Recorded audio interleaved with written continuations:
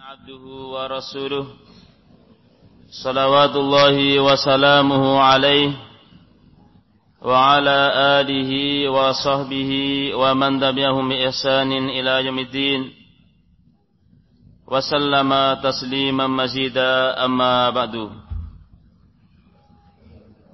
Masyiral muslimin wal muslimat rahimakumullah. Kita yakin bahwa diri kita lemah dalam segala hal. Tidaklah kita bisa mewujudkan harapan kita,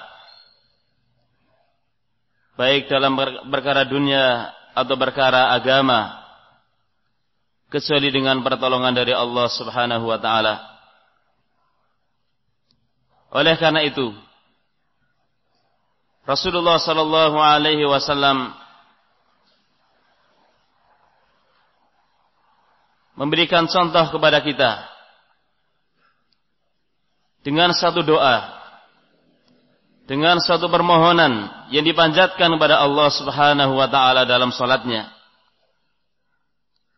Sebagaimana disebutkan dalam hadis Syaddad bin Aus radhiyallahu anhu, bahwa Rasulullah sallallahu alaihi wasallam kana yaqulu fi salatihi, beliau berdoa dalam salatnya, Allahumma inni as'aluka tsabata fil amri. Wahai Allah, sesungguhnya aku memohon kepadamu as-sabat, teguh, kokoh di atas agama ini. Wa azimata rusydi. Ya Allah, aku memohon kepadamu agar senantiasa memiliki tekad untuk lurus, lempeng di atas agama. Wa syukra ni'matik wa husna ibadatik. Aku memohon kepadamu ya Allah untuk bisa mensyukuri nikmatmu dan bagus dalam melaksanakan peribadatan kepadamu. Wa as'aluka qalban saliman. Aku memohon kepadamu ya Allah hati yang bersih, hati yang selamat.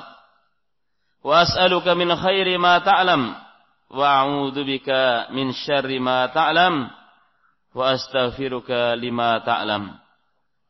Aku memohon kepadamu ya Allah dari kebaikan, dari semua kebaikan yang kau ketahui ya Allah. Dan aku berlindung kepadamu dari semua kejelekan yang kau ketahui. Dan aku memohon kepadamu ampunan terhadap apa yang engkau ketahui. Hadis riwayat Ibnu Hibban rahimahullah rahmatan wasi'ah. Masyara al-muslimin wal muslimat rahimakumullah. Salat adalah tempat seorang hamba mengadu kepada Allah Subhanahu wa taala, terutama di saat seorang itu sujud. Terlebih ketika seorang setelah membaca tasyahud sebelum dia salam. Ini adalah waktu-waktu yang mustajab, waktu-waktu yang kita dianjurkan untuk berdoa, mohon pada Allah Subhanahu wa taala. Rasul sallallahu alaihi wasallam bersabda, aqrabu ma yakunul 'abdu min rabbih wa huwa sajid.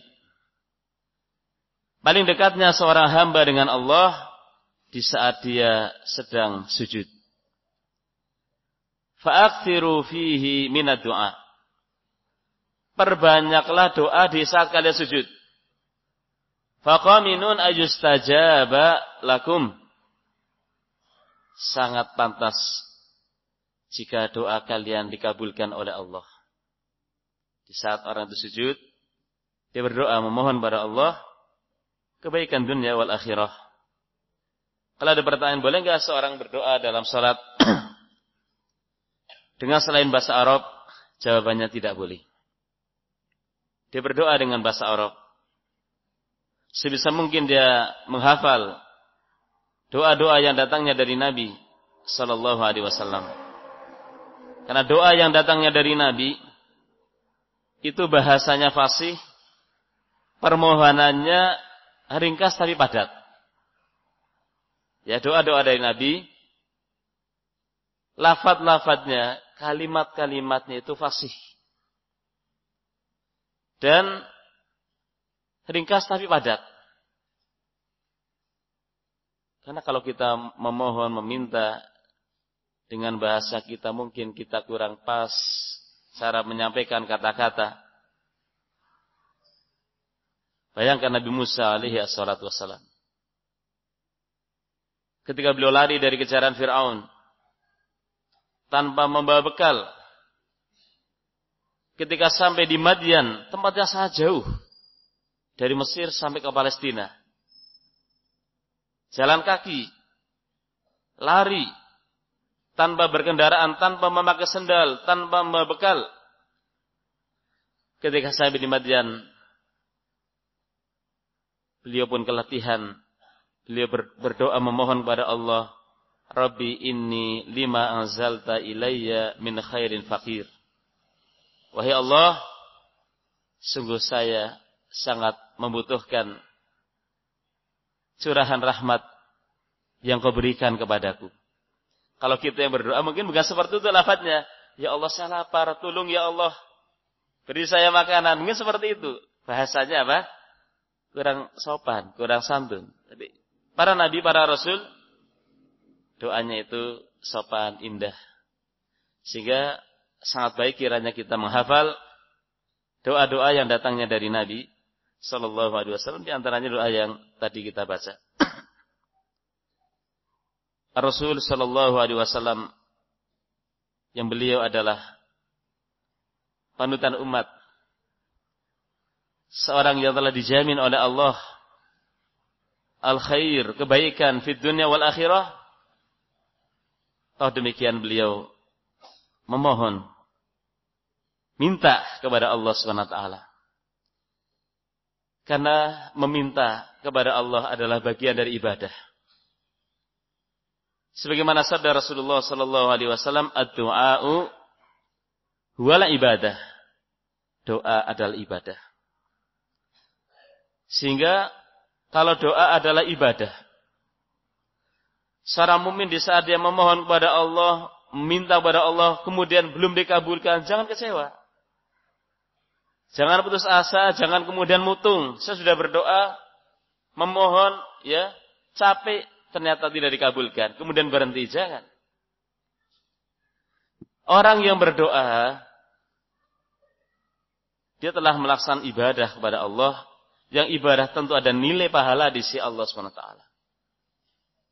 Seandainya belum dikabulkan, bukan berarti Allah tidak mengabulkan. Bisa jadi Allah senang mendengarkan rintihan Anda. Bisa jadi Allah SWT menunda pengabulan doa. Karena ada hikmah yang Allah ketahui, yang kita tidak ketahui.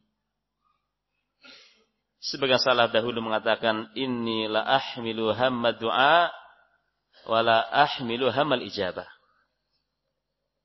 Yang jadi pokok perhatian saya adalah bagaimana saya berdoa. Bagaimana saya memohon. Bukan ya bagaimana dikabulkan.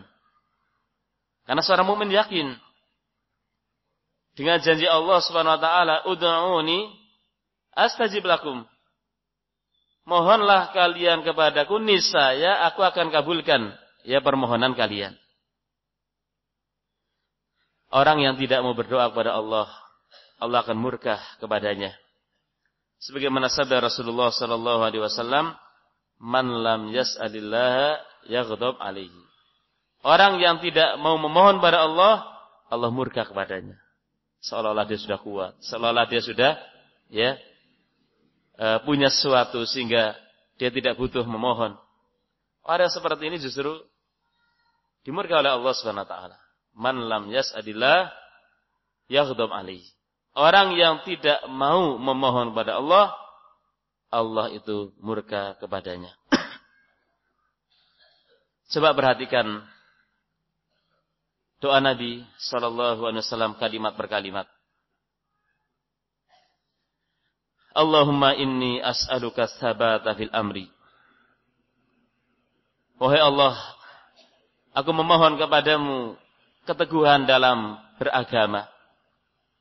Al-amr kata Ibnu Rajab, ad-din wa ta'ah. Memohon kepada Allah keteguhan di atas agama, keistiqomahan di atas ketaatan kepada Allah. Permohonan ini tidak hanya sesaat. Bukan hanya sekarang, ya Allah saya diberi istiqomah, kemudian besok, lusa. Tidak.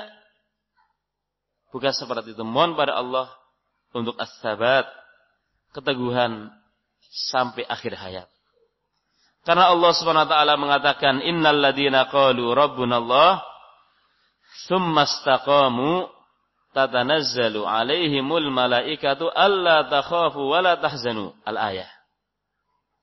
Orang-orang yang menyatakan Rabb kami adalah Allah.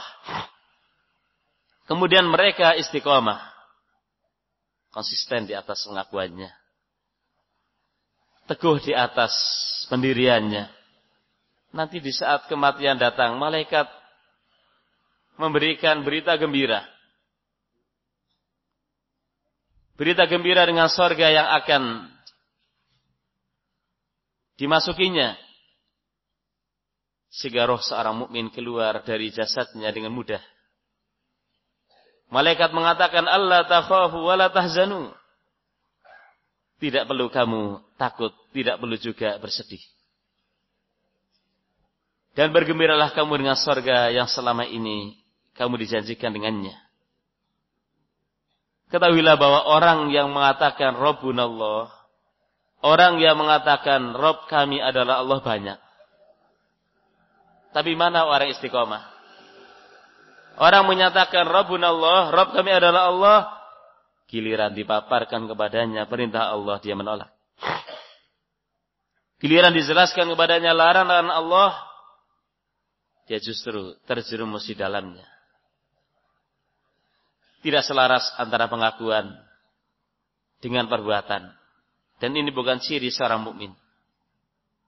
Yang namanya seorang mukmin adalah orang yang tunduk kepada Allah, zahiran wa batinah, lahir batinnya.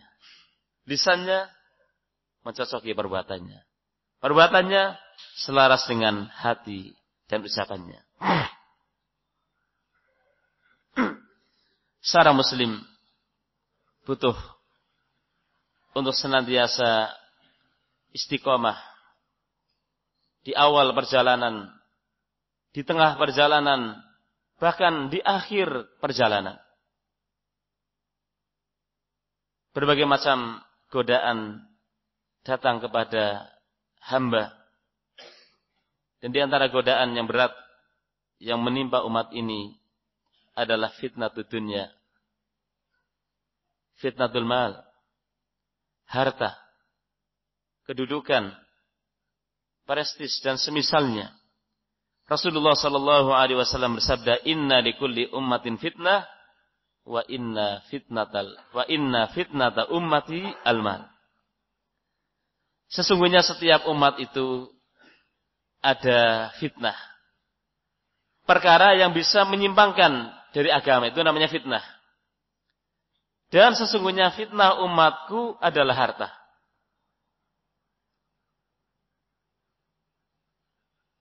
Siapapun dia, baik yang alim atau yang jahil, baik dia yang pejabat atau rakyat jelata, fitnatul mal, fitnah harta ini betul-betul telah menggerus agama seorang mukmin. Orang yang tadinya taat beribadah kepada Allah, kemudian dia goyah pendiriannya. Di saat dia menghadapi kesulitan hidup, akhirnya dia menjual manhajnya, menjual prinsip agamanya. Tidak kuat dengan kehidupan yang sulit. Tidak sabar dengan pertolongan Allah yang sebenarnya dekat. Bayangkan, para sahabat Nabi ridwanullah alaihim telah dijanjikan oleh Ar-Rasul di saat-saat mereka sedang menghadapi kesulitan hidup. Cemoohan, intimidasi dari orang-orang musyrikin waktu itu terhadap para sahabat sedang sampai puncak-puncaknya. Dalam kondisi seperti itu sangat wajar ketika para sahabat datang pada Nabi melaporkan, wahai Rasulullah, ala tad'ullaha lana, ala tastansir lana. Wahai Rasulullah, tidakkah kau berdoa kepada Allah untuk kami? Tidakkah kau berdoa agar Allah memberi pertolongan pada kami? Bukannya Rasulullah tidak perhatian. Rasul perhatian. Namun yang namanya kemenangan butuh adanya perjuangan.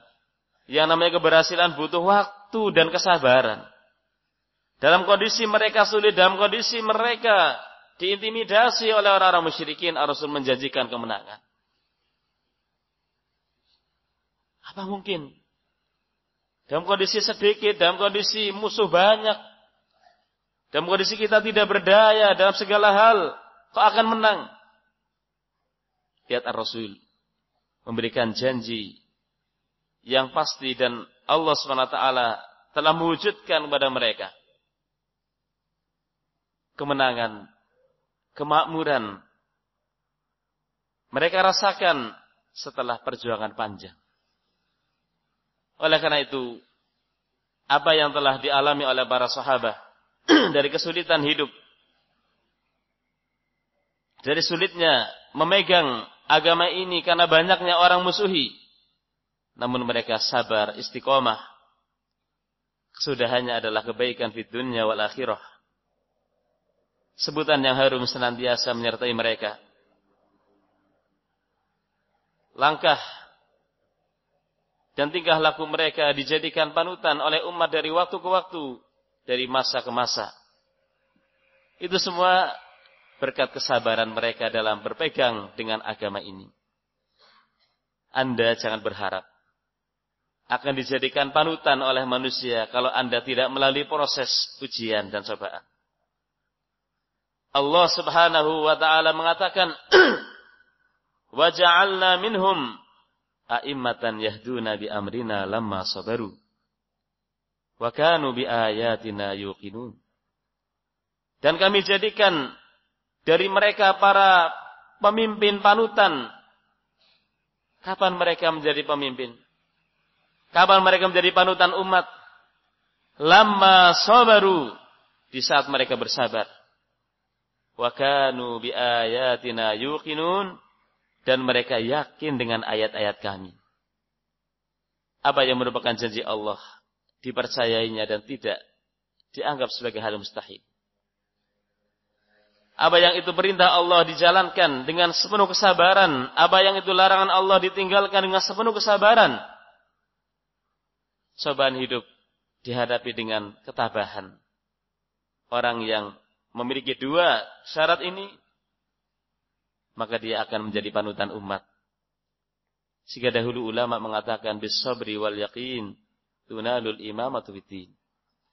Dengan seorang itu sabar dan yakin terhadap ayat-ayat Allah, yakin terhadap kebenaran, istiqomah terhadap al-haq, maka kepemimpinan dalam agama akan diraih. Ucapan-ucapannya akan dijadikan sebagai panutan. Tingkah lakunya dan perbuatannya akan dijadikan sebagai pegangan. Tapi itu semua setelah melalui perjuangan yang panjang. Seorang hamba sangat membutuhkan pertolongan dari Allah untuk istiqomah. Karena memang hati hamba ini mudah untuk berubah. Bisa jadi seorang di waktu pagi dia semangat, di siang hari sudah melempem semangatnya. Boleh jadi seorang di suatu saat dia memiliki tekad kuat untuk melaksanakan ketaatan pada Allah, namun tidak jarang ya dia mengalami futur. Saat-saat kondisi-kondisi yang dia melempem atau melemah.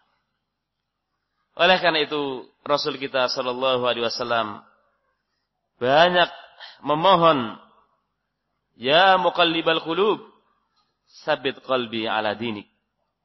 Wahai zat yang membolak-balikan hati, kokohkan hati ini di atas ketaatan kepadamu, di atas agamamu.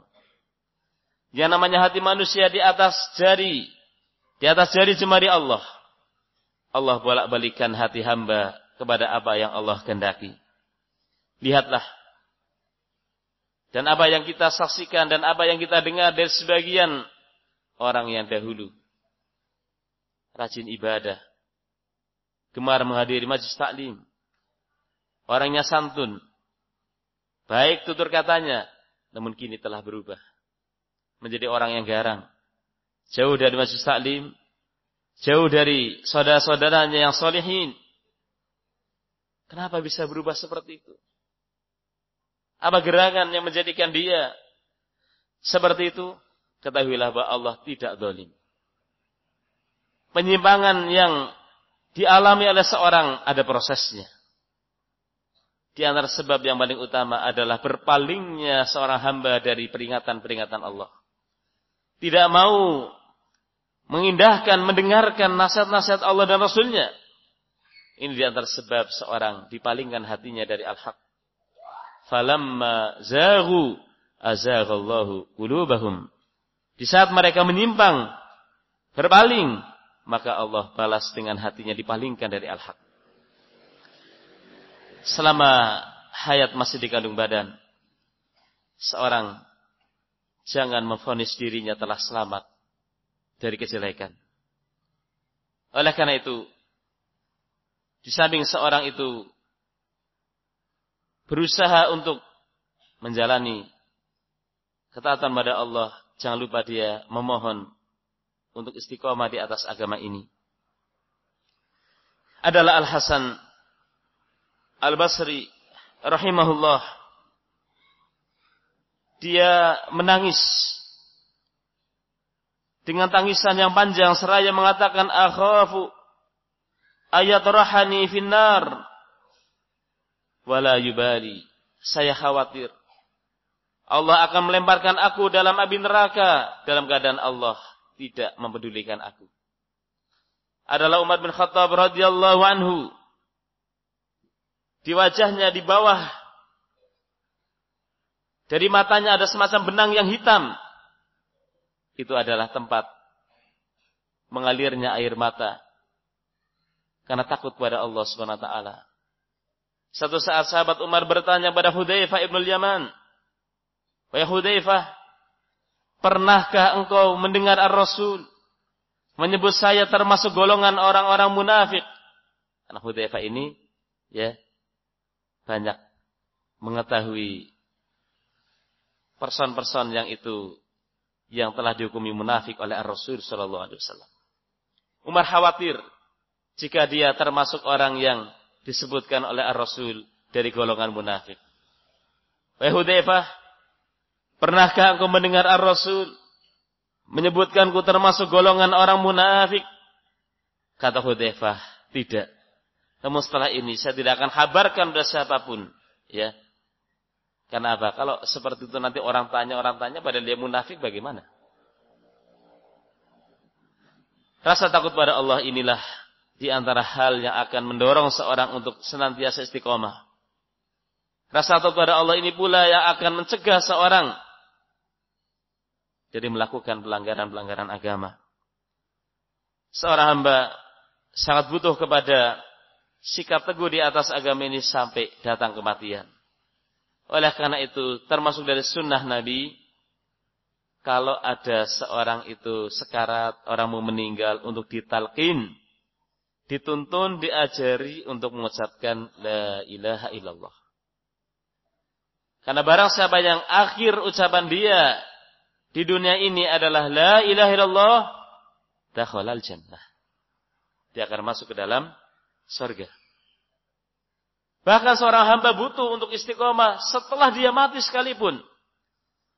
Adalah Rasulullah sallallahu alaihi wasallam apabila beliau menghadiri proses penguburan jenazah, beliau mengatakan kepada para sahabat, "Salu lahu tatsbit fa innahu al-ana yus'al." Mohonkan kepada Allah untuknya kekokohan. Sesungguhnya sekarang dia sedang ditanya oleh malaikat Munkar dan Nakir. Ditanya tentang al-usulus salasah, 3 pondasi agama. Siapa Rabbmu? Siapa nabimu? Dan apa agamamu? Mohonkanlah kepada Allah untuk dia at-tasbit, kekokohan. Karena sekarang dia sedang ditanya. Seorang yang dia melakukan perjalanan untuk sampai kepada kekasih, tidak akan mungkin berhenti di tengah perjalanan. Sulitnya perjalanan, gelapnya malam, semuanya akan dilalui dengan hati yang berbinar di saat memang seorang hendak menemui kekasih. Sulitnya perjalanan, semuanya akan dihadapi. Demikian pula seorang mukmin tidaklah terhenti di tengah jalan. Tidak ada kata bagi seorang mukmin berhenti dari ibadah sampai berjumpa dengan Allah, kekasih Jalla wa Ala. Sebagaimana firman Allah Subhanahu wa taala, "Wa'bud rabbaka hatta ya'tiyakal yaqin." Sembahlah Allah, beribadahlah kepada Rabbmu sampai datang kepadamu kematian. Ini yang pertama. Yang kedua, wa as'aluka wa azimata rusydi. Aku memohon kepadamu ya Allah tekad untuk lurus. Seorang ketika dia punya tekad untuk menelusuri jalan kebaikan, Allah tidak akan mungkin mengecewakan. Allah SWT akan mewujudkan harapan di saat dia punya tekad yang kuat diiringi dengan usaha. Azimah artinya adalah tekad yang kuat yang diimbangi, yang diiringi dengan perbuatan. Seorang hendaknya tekadnya terus membara. Di awal perjalanan, di tengah perjalanan, dan di saat sudah hampir di garis finish. Dia terus di atas tekad kebaikan. Lihat Rasulullah sallallahu alaihi wasallam. Beliau pernah salat malam. Datanglah sahabat Ibnu Mas'ud radhiyallahu anhu, berdiri di sisi Ar-Rasul, ikut salat malam bersama Ar-Rasul.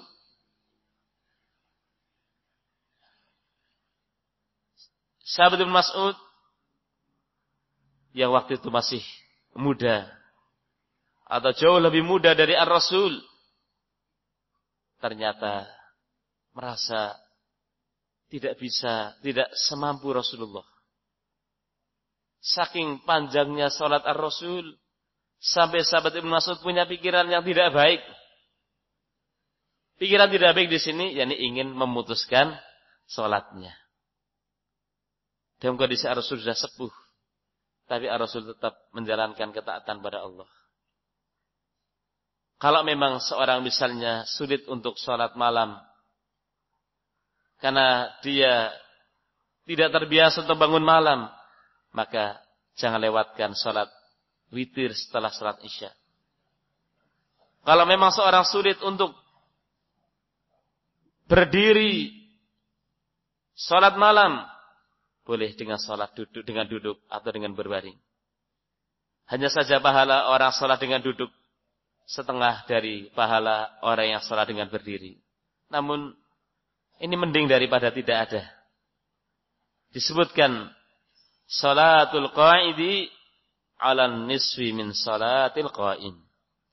Salatnya orang yang duduk pahalanya separuh ya, dari orang yang salat dengan berdiri. Orang yang misalnya masih malas untuk salat dengan duduk, boleh dengan berbaring. Ya. Dengan kepalanya kalau di sini sebelah utara, dimiringkan ke arah kanan, salat malam. Di atas ranjangnya, di atas kasurnya. Dapat separuh daripada salat dengan duduk. Tentu lebih baik ada pahala ketimbang tidak ada pahala. Ketika itu pun berat, maka banyak-banyaklah mengucapkan tasbih, tahmid, takbir dan tahlil. Ya semoga ini akan bisa ya menambah timbangan kebaikan. Semoga ini bisa menghapus dosa dan kesalahan. Kemudian Rasul mohon untuk bisa mensyukuri nikmat Allah dan bagus dalam melaksanakan ibadah kepada Allah. Bersyukur kepada Allah tidak hanya seorang mengucapkan alhamdulillah wa syukurillah, tapi seorang yakin bahwa nikmat yang dia terima semata-mata pemberian dari Allah. Bukan karena kepandaiannya, bukan karena kekuatannya, bukan karena modal yang dimilikinya, namun semata-mata adalah fadl minallah. Keutamaan dari Allah. Ketika akan datang kepada Nabi Sulaiman Ratu Saba, ada yang mengatakan Ratu Balqis, maka Nabi Sulaiman ingin membuat kejutan.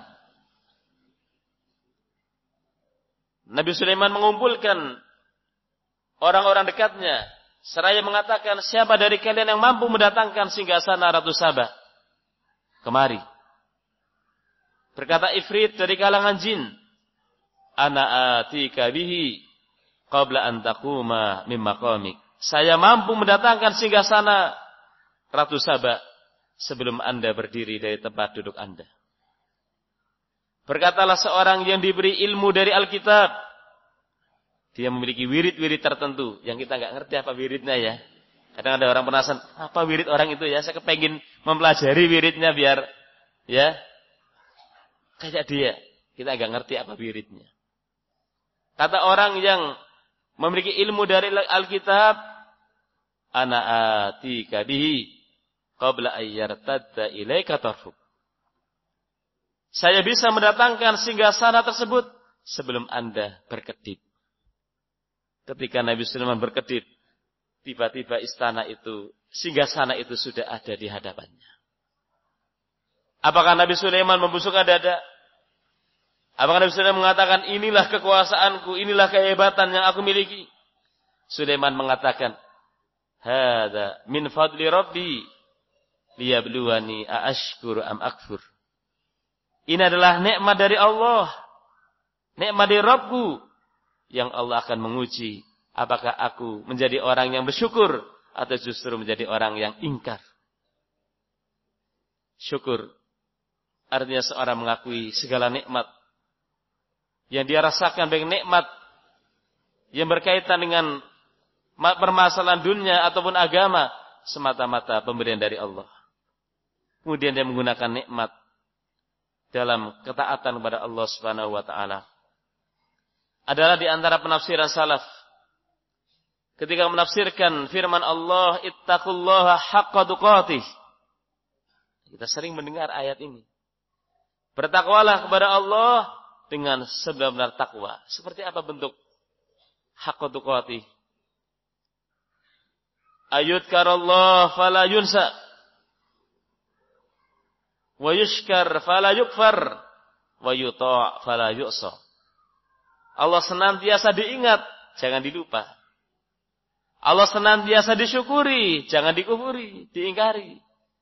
Dan Allah senantiasa ditaati dan tidak dimaksiati. Ini di antara bentuk ittaqullaha atau takwa kepada Allah dengan haqqa tuqatih. Senantiasa ingat kepada Allah dan tidak melupakannya. Senantiasa mensyukuri pemberian Allah dan tidak mengingkarinya, mengkufurinya. Dan senantiasa mentaati Allah dan tidak bermaksiat kepadanya. Ketika Nabi Dawud alaihi assalatu wassalam, keluarga Dawud masuk di situ Sulaiman, Nabi Sulaiman alaihi assalam diberi oleh Allah hikmah dan kekuasaannya luas. Diberi kerajaan yang luas, maka Allah mengatakan i'malu ala Dawud syukran wa qalilun min ibadiyas syakur. Beramalah kalian wahai keluarga Dawud sebagai rasa syukur kepada Allah. Sehingga syukur tidak hanya terucap dengan lisan, syukur tidak hanya seorang mengucapkan alhamdulillah wa syukurillah, sampai dia membuktikan ya dengan amalan. Nikmat digunakan untuk kebaikan, ketaatan pada Allah Subhanahu wa taala. Kemudian kata Al-Imam Ibnu Rajab, al-ajab mimman ya'lamu anna kullama bihi minan ni'am min Allah thumma la yastahi minal isti'anah biha ala irtikabi manahah. Sungguh sangat mengherankan. Gumun orang yang dia ngerti bahwa nikmat itu semua datangnya dari Allah, kok kemudian dia enggak malu menggunakan nikmat untuk maksiat.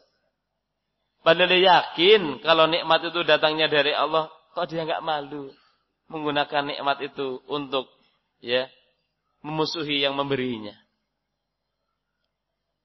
Kemudian Rasul sallallahu alaihi wasallam memohon pada Allah untuk husnul ibadah, untuk melaksanakan ibadah dengan sebaik mungkin.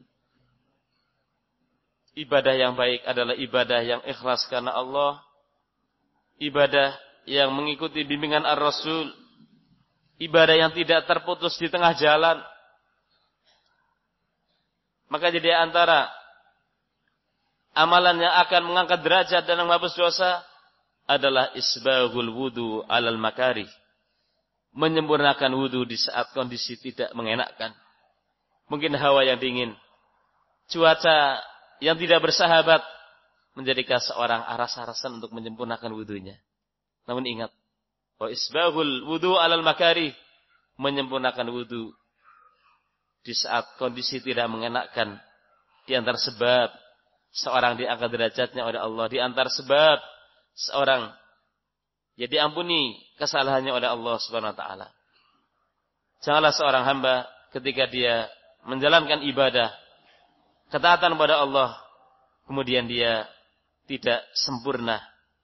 Karena Allah Subhanahu wa taala, amalan yang paling disukai oleh Allah adalah amalan yang dilakukan secara kontinu, meskipun sedikit. Amalan yang sempurna tidak nanggung di tengah jalan.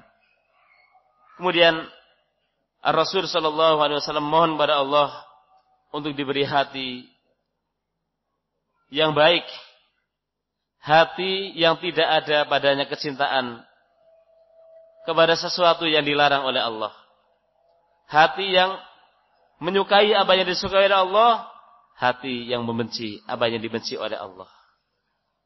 Memohon hati yang selamat, artinya selamat dari kesyirikan, selamat dari kebid'ahan, selamat dari hawa nafsu, dan selamat dari perkara-perkara yang dilarang oleh Allah. Selamat dari kemaksiatan yang besarnya dan yang kecilnya. Karena memang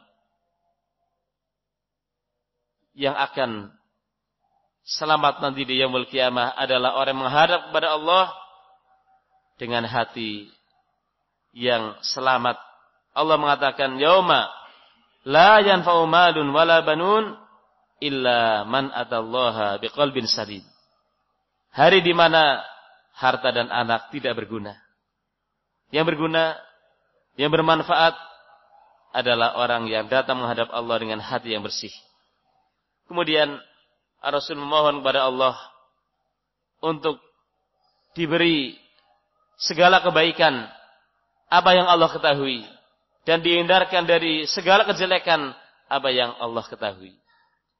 Pengetahuan hamba terbatas, baik perkara-perkara yang baik atau perkara-perkara yang jelek.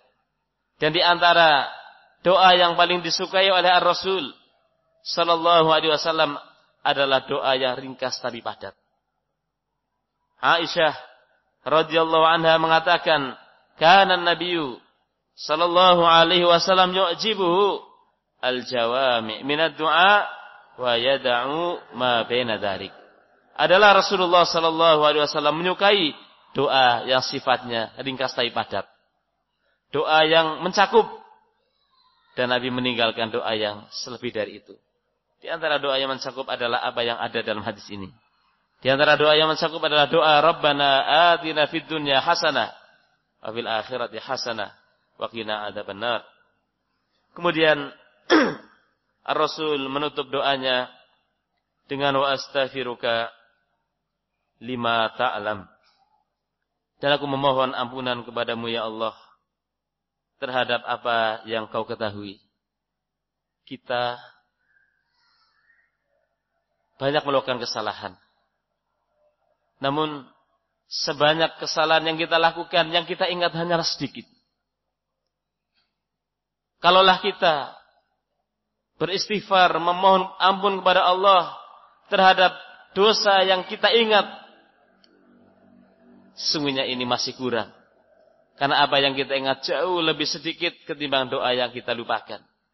Sehingga sangat baik kiranya seorang memohon kepada Allah ampunan dari dosa, baik yang kita tahu atau yang kita tidak tahu. Yang kita ingat atau yang tidak kita ingat. Di antara doa yang Nabi panjatkan, Allahumma firli ma qaddamtu wa ma akhartu wa ma asrartu wa ma alantu wa ma anta a'lamu bihi minni. Wahai Allah, ampunilah semua dosa yang telah kulakukan. Dosa yang belum saya lakukan. Dosa yang saya lakukan secara sembunyi-sembunyi. Ataupun dosa yang aku lakukan secara terang-terangan. Serta dosa yang engkau lebih tahu dengannya. Kata sebagian salaf, saya lebih khawatir terhadap dosa yang tidak saya ingat ketimbang dosa yang saya ingat. Karena dosa yang saya ingat saya akan bisa istighfar. Namun yang tidak saya ingat, bagaimana saya akan istighfar? Orang yang senantiasa dosanya selalu menjadi renungan, buah muhasabah, maka dosa itu senantiasa terpampang di hadapan matanya. Sehingga dia pun tidak akan menunda-nunda untuk kembali dan bertobat pada Allah Subhanahu wa ta'ala. Orang yang baik, ketika dia berbuat dosa, seolah-olah dia di bawah gunung yang tinggi menjulang. Yang dia khawatir gunung itu akan meruntuhi dia. Namun orang munafik, orang yang jelek, banyak dosanya.